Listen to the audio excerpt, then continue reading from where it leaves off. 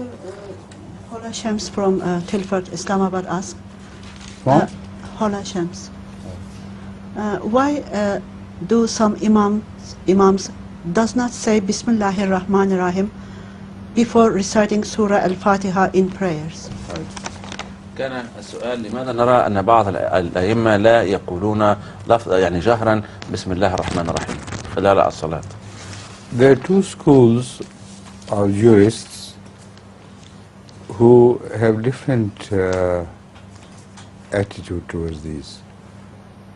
One declares that Bismillah ar-Rahman ar-Rahim must be recited aloud by the Imam. Not only in the case of Surah Fatiha, but in the case of other surahs with which an Imam begins. Right? So they should say Bismillah before it. But the point is that at the same time there are other important imams who believe that because of constant repetition and because of a full understanding that Bismillah does exist before it, whenever you recite Surah Fatiha or any other surah, you do it in your heart.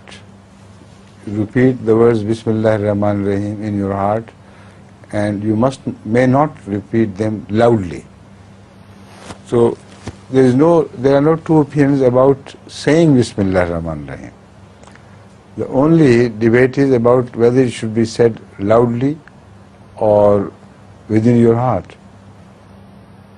So Ahmadis normally follow this second option because they hailed originally from the school of jurisprudence of Imam Abu Hanifa.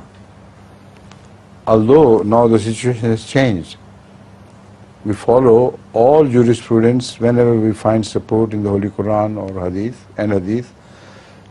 But this issue has been taken for granted mostly among Ahmadis, that Bismillah must be said but not loudly.